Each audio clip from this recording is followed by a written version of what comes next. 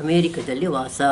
ನನ್ನ ಪತಿ ಮತ್ತು ಶ್ಯಾಮನ ಜೊತೆ 1973ನೇ ಇಸವಿಯಲ್ಲಿ ಪೂನಾದಿಂದ ರೈಲಿನಲ್ಲಿ ಮುಂಬೈಗೆ ಹೋದೆವು. ವಿಮಾನ ಹೊರಡುವ ಸಮಯ ಮಧ್ಯರಾತ್ರಿ 12 ಗಂಟೆಗೆ. ಹಾಗಾಗಿ ನಾವು ರಾತ್ರಿ ತನಕ ನಮ್ಮ ಗೆಳೆಯರ ಮನೆಯಲ್ಲಿದ್ದೆವು. ಆಮೇಲೆ ಅವರ ಮನೆಯಲ್ಲಿ ಊಟ ಮಾಡಿ ಅವರ ಜೊತೆ ಕಾರಿನಲ್ಲಿ ಸಾಂತಾಕ್ರೂಸ್ ಏರ್ಪೋರ್ಟಿಗೆ 10 ಗಂಟೆಗೆ ಹೋದೆವು. ಅಮೇರಿಕದಲ್ಲಿ ನಮ್ಮ ಹಣ ನಡೆಯುವುದಿಲ್ಲ. ಹಾಗಾಗಿ ನಾವು ಪುಣೆಯಿಂದ ಹೊರಡುವ ಮೊದಲು ಏಜೆಂಟರಿಂದ $100 ಕೊಂಡುಕೊಂಡಿದ್ದೆವು. ನಾವು ಕುಳಿತ ಏರ್ ಇಂಡಿಯಾ ವಿಮಾನ ನಡುರಾತ್ರಿ ಹೊರಟಿತು. ನಡುವೆ ನಮ್ಮ ವಿಮಾನ ಲಂಡನ್ನಲ್ಲಿ ಹೀಥ್ರೋ ವಿಮಾನ ನಿಲ್ದಾಣದಲ್ಲಿ ಇಳಿದಿತ್ತು. ರಾತ್ರಿ ಅದೇ ವಿಮಾನದಲ್ಲಿ ಹೊರಟ ನಾವು ಮಾರನೇ ದಿವಸ ನ್ಯೂಯಾರ್ಕ್ನಲ್ಲಿ ಬಂದಿಳಿದೆವು. ಅಲ್ಲಿಗೆ ಬಂದೊಡನೆ ಅಲ್ಲಿನ ಸಮಯಕ್ಕೆ ಸರಿಯಾಗಿ ನಮ್ಮ ವಾಚನ್ನು ತಿರುಗಿಸಿ ಇಟ್ಟೆವು. ಅಲ್ಲಿಂದ ಇನ್ನೊಂದು ಚಿಕ್ಕ ವಿಮಾನದಲ್ಲಿ ಕ್ಯಾಲಿಫೋರ್ನಿಯಾದಲ್ಲಿರುವ ಸ್ಯಾನ್ ಫ್ರಾನ್ಸಿಸ್ಕೋ ವಿಮಾನ ನಿಲ್ದಾಣದಲ್ಲಿ ಬಂದು ಇಳಿದೆವು. ಆ ರಾತ್ರಿ ನಾವು ಒಂದು ಹೋಟೆಲ್ನಲ್ಲಿ ತಂಗಿದೆವು. ಶಂಕರ್ ಭಟ್ಟರು ಅವರ ಗೆಳೆಯರಿಗೆ ಫೋನ್ ಮಾಡಿದರು. ಆ ಗೆಳೆಯರ ಹೆಸರು ಪರಾಂಜಪೆ. ಅವರು ಪೂನಾದ ಡೆಕ್ಕನ್ ಕಾಲೇಜಿನಲ್ಲಿ ಕೆಲಸದಲ್ಲಿ ಇದ್ದರು ಮತ್ತು ವರ್ಷದ ಹಿಂದೆಯೇ ಬರ್ಕ್ಲಿ ಯೂನಿವರ್ಸಿಟಿಗೆ ಕೆಲಸದ ಮೇಲೆ ಬಂದಿದ್ದರು ಮತ್ತು ಆ ಊರಲ್ಲಿ ಮನೆ ಮಾಡಿದ್ದರು. ನಾವು ಸ್ಯಾನ್ ಫ್ರಾನ್ಸಿಸ್ಕೋ ಬಂದ ಮರುದಿನ ಮಾರನೇ ದಿವಸ ಅವರು ನಾವಿದ್ದ ಹೋಟೆಲ್ಗೆ ಬಂದು ನಮ್ಮನ್ನು ಅವರ ಮನೆಗೆ ಕರೆದುಕೊಂಡು ಹೋದರು. ಅವರಿದ್ದ ಊರಿನಿಂದ ನನ್ನ ಪತಿ ಹೋಗಲಿರುವ ಸ್ಟ್ಯಾನ್ಫರ್ಡ್ ಯೂನಿವರ್ಸಿಟಿಗೆ 50 ಕಿಲೋಮೀಟರ್ ದೂರ ಇತ್ತು. ಅಲ್ಲೇ ಹತ್ತಿರ ಮನೆ ಸಿಗೋ ತನಕ ನಮ್ಮಲ್ಲೇ ಇರಿ ಎಂದು ಪರಾಂಜಪೆಯವರು ಹೇಳಿದರು. ಪ್ರತಿದಿನ ರಾತ್ರಿ ಬಸ್ಸಿನಲ್ಲಿ ಸ್ಟ್ಯಾನ್ಫರ್ಡ್ ಯೂನಿವರ್ಸಿಟಿಗೆ ಬಸ್ಸಿನಲ್ಲಿ ಹೋಗಿ ಅಲ್ಲಿಂದ ವಾಪಸ್ಸು ಸಂಜೆ ಬರುತ್ತಿದ್ದರು.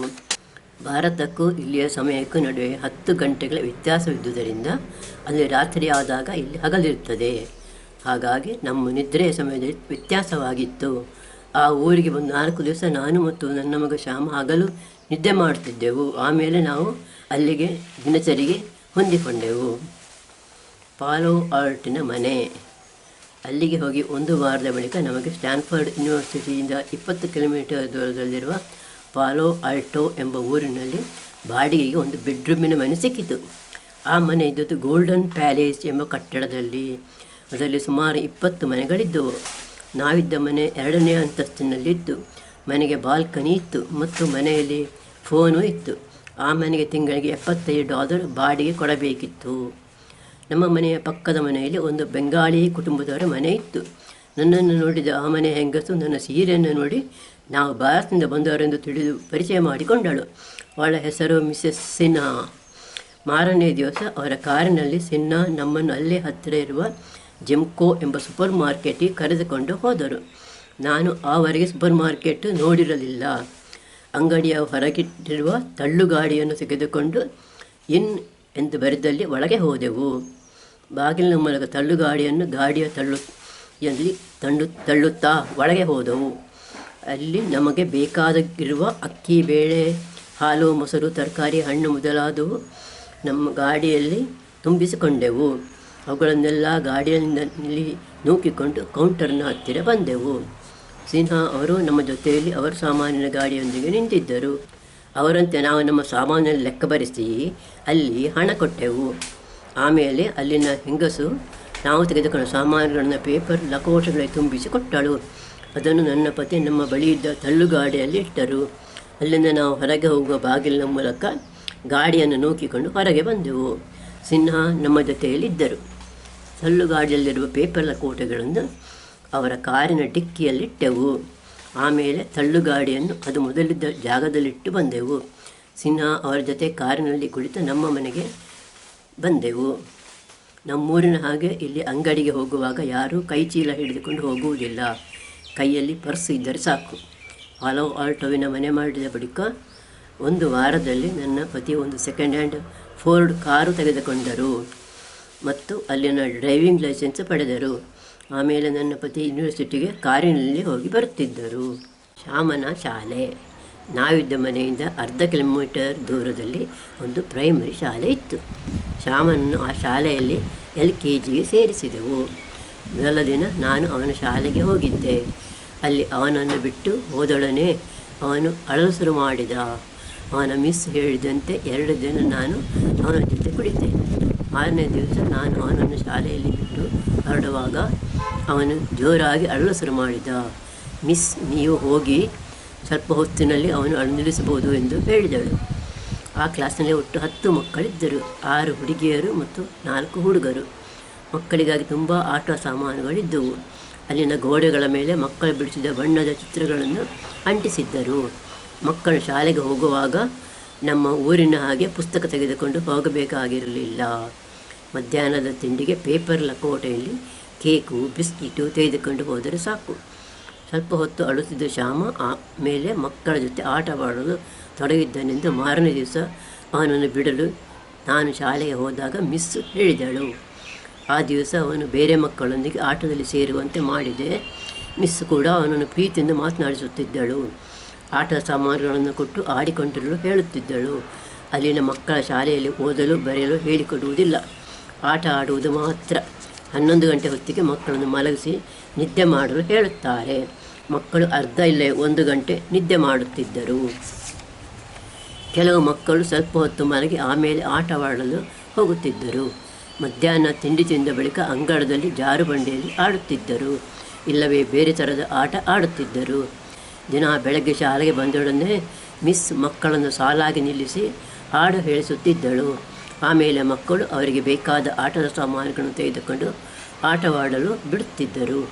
ಕೆಲವು ಮಕ್ಕಳು ಜಗಳ ಆಡುತ್ತಿದ್ದರು, ಅಂದರೆ ಬೇರೊಬ್ಬನ ಕೈಯಲ್ಲಿರುವ ಸಾಮಾನು ತನಗೆ ಬೇಕೆಂದು ಹಠ ಹಿಡಿಯುತ್ತಿದ್ದರು. ಆಟದ ಬಳಿಕ ಮಕ್ಕಳು ತಂದ ತಿಂಡಿಯನ್ನು ತಿನ್ನಲು ಮಿಸ್ ಹೇಳುತ್ತಿದ್ದಳು. ತಿಂಡಿ ತಿಂದ ಬಳಿಕ ಖಾಲಿಯಾದ ಲಕೋಟೆಯನ್ನು ಕಸದ ಬುಟ್ಟಿಗೆ ಹಾಕಲು ಹೇಳುತ್ತಿದ್ದಳು. ಕೈ ಬಾಯಿಯನ್ನು ತೊಳೆದು ಪೇಪರ್ ಟವೆಲ್ನಿಂದ ಒರೆಸಿ ಅದನ್ನು ಕಸದ ಬುಟ್ಟಿಯಲ್ಲಿ ಹಾಕಲು ಹೇಳಿದಾಗ ಮಕ್ಕಳು ಹಾಗೆ ಮಾಡುತ್ತಿದ್ದರು. ಆ ಶಾಲೆಯಲ್ಲಿ ಆಯಾ ಇರಲಿಲ್ಲ. ಮಕ್ಕಳಿಗೆ ಟಾಯ್ಲೆಟ್ಟಿಗೆ ಹೋಗಬೇಕಾದಲ್ಲಿ ಅವರನ್ನು ಟೀಚರು ಕರೆದುಕೊಂಡು ಹೋಗುತ್ತಿದ್ದಳು. ಮಕ್ಕಳ ಊಟ ನಿದ್ದೆ ಆದ ಬಳಿಕ ಅವರನ್ನು ಕೂರಿಸಿ ಕತೆ ಹಾಡು ಹೇಳಿಕೊಡುತ್ತಿದ್ದಳು. ಆಗಲೂ ಕೆಲವು ಮಕ್ಕಳು ತಮ್ಮ ಪಾಡಿಗೆ ಆಟವಾಡಿಕೊಂಡಿರುತ್ತಿದ್ದರು. ಟೀಚರು ಅವರನ್ನು ಅವರ ಪಾಡಿಗೆ ಬಿಡುತ್ತಿದ್ದಳು. ಶಾಲೆಗೆ ಸೇರಿ 1 ತಿಂಗಳಾದ ಬಳಿಕ ಶ್ಯಾಮನು ತಾನೇ ಶಾಲೆಯ ಸಮಯಕ್ಕೆ ಸರಿಯಾಗಿ ಹೋಗುತ್ತಿದ್ದ ಮತ್ತು ಶಾಲೆ ಬಿಟ್ಟೊಡನೆ ಮನೆಗೆ ಬರುತ್ತಿದ್ದ. ಅವನ ಶಾಲೆ ನಮ್ಮ ಮನೆಗೆ ಬಾಲ್ಕನಿಗೆ ಕಾಣಿಸುತ್ತಿತ್ತು. ಹಾಗಾಗಿ ಅವನು ಶಾಲೆಗೆ ಹೋಗುವಾಗ ಮತ್ತು ಶಾಲೆಯಿಂದ ಬರುವಾಗ ನಾನು ಅಲ್ಲಿ ಬಾಲ್ಕನಲ್ಲಿ ನಿಂತು ನೋಡುತ್ತಿದ್ದೆ. ಶ್ಯಾಮ ಹೋಗುತ್ತಿದ್ದ ಶಾಲೆಯ ಹೆಸರು ಕ್ಲೈನ್ ಸ್ಕೂಲ್. ಅಲ್ಲಿನ ಟೀಚರು ಹೆಸರು ಮಿಸಸ್ ಕರೆನ್. ಆಮೇಲೆ ಅವನು 1974ರಲ್ಲಿ, ಅಂದರೆ ಮುಂದಿನ ವರ್ಷ UKGಯಲ್ಲಿ ಗ್ರೇಡ್ 1ಕ್ಕೆ ಬಂದಾಗ ಇದ್ದ ಟೀಚರ ಹೆಸರು ಮಿಸಸ್ ಬ್ರೌನ್. ಅಲ್ಲಿನ ಶಾಲೆಯ ಸಮಯ ಇದ್ದುದು ಬೆಳಿಗ್ಗೆ 10ರಿಂದ ಮಧ್ಯಾಹ್ನ 1 ಗಂಟೆಯ ತನಕ.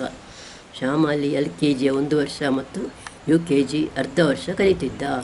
UKG ಮುಗಿಯುವ ಮೊದಲೇ ನಾವು ಅಮೇರಿಕದಿಂದ ಭಾರತಕ್ಕೆ ಬಂದವರಿಂದ ಅವನಿಗೆ ಅಲ್ಲಿ UKG ಮುಗಿಸಲು ಸಾಧ್ಯವಾಗಲಿಲ್ಲ. ಪಕ್ಕದ ಮನೆಯವರು. ನಾವಿದ್ದ ಕಟ್ಟಡದಲ್ಲಿ ಒಂದು ಕಾಶ್ಮೀರಿ ಕುಟುಂಬವಿತ್ತು. ನಾವು ಭಾರತದಿಂದ ಬಂದವರೆಂದು ತಿಳಿದು ಅವರು ಗಂಡ ಹೆಂಡತಿ ನಮ್ಮ ಮನೆಗೆ ಬಂದು ಪರಿಚಯ ಮಾಡಿಕೊಂಡರು. ಹೀಗೆ ಪರಿಚಯವಾದ ಬಳಿಕ ನಾನು ಬಿಡುವಿದ್ದಾಗ ಅವರ ಮನೆಗೆ ಹೋಗುತ್ತಿದ್ದೆ. ಅವರಿಗೆ ಒಬ್ಬಳು ಮಗಳು. ಆ ಹುಡುಗಿ ಮೈಸೂರಿನಲ್ಲಿ ಕಲಿಯುತ್ತಿದ್ದಾಳೆ, ಅಲ್ಲಿ ಹಾಸ್ಟೆಲ್ನಲ್ಲಿದ್ದಾಳೆಂದು ಅವರು ಹೇಳಿದರು. ಕಾಶ್ಮೀರಿ ಹೆಂಗಸು ಅವರ ಮಗಳು ಮತ್ತು ಪತಿ ಇರುವ ಫೋಟೋವೊಂದನ್ನು ನನಗೆ ಕೊಟ್ಟಿದ್ದರು. ಒಂದು ದಿನ ಮಿಸಸ್ ಸಿನ್ಹಾ ನಮ್ಮನ್ನು ಅವರ 3 ವರ್ಷದ ಮಗನ ಹುಟ್ಟಿದ ಹಬ್ಬಕ್ಕೆ ಕರೆದಿದ್ದಳು. ಹಾಗೆ ನಾನು ನನ್ನ ಮಗ ಶ್ಯಾಮನ ಜೊತೆ ಸಂಜೆಯ ಪಾರ್ಟಿಗೆ ಹೋಗಿದ್ದೆ. ಅಕ್ಕಪಕ್ಕದ ಮಕ್ಕಳು ಒಟ್ಟು ಸೇರಿ ಅಲ್ಲಿಗೆ 8 ಮಕ್ಕಳು ಬಂದಿದ್ದರು. ಕೇಕಿನ ಮೇಲೆ 3 ಕ್ಯಾಂಡಲ್ ಉರಿಸಿ ಹುಟ್ಟಿದ ಹಬ್ಬದ ಹುಡುಗ ಮತ್ತು ಉಳಿದ ಮಕ್ಕಳು ಸುತ್ತಲೂ ನಿಂತು ಹ್ಯಾಪಿ ಬರ್ತ್ಡೇ ಟು ಯು ಎಂದು ಹಾಡುತ್ತಾ ಚಪ್ಪಾಳೆ ತಟ್ಟಿದರು. ಆಗ ಬರ್ತ್ಡೇ ಹುಡುಗ ಟುಪ್ಪಲು ನಗುತ್ತಾ ಕ್ಯಾಂಡಲನ್ನು ನಂದಿಸಿದ. ಮಿಸಸ್ ಸಿನ್ಹಾ ಕೇಕನ್ನು ತುಂಡು ಮಾಡಿ ಒಂದು ತುಂಡನ್ನು ಮಗನ ಬಾಯಿಗೆ ಇಟ್ಟಳು. ಆಮೇಲೆ ಅಲ್ಲಿಗೆ ಬಂದ ಎಲ್ಲ ಮಕ್ಕಳಿಗೂ ಮತ್ತು ಅವರ ತಾಯಂದಿರಿಗೂ ಸಿನ್ಹಾ ಕೇಕು ಕೊಟ್ಟಳು. ಆಮೇಲೆ ಅಲ್ಲಿ ಮಕ್ಕಳ ಆಟವೂ ಇತ್ತು. ಅಲ್ಲಿಗೆ ಬಂದವರೆಲ್ಲರೂ ಟುಪ್ಪಲಿಗೆ ಉಡುಗೊರೆ ಕೊಟ್ಟರು. ನಾನು ಶ್ಯಾಮನ ಕೈಯಲ್ಲಿ ಒಂದು ಬಣ್ಣದ ಕ್ರಯಾನ್ಸ್ ಬಾಕ್ಸ್ ಕೊಡಿಸಿದೆ.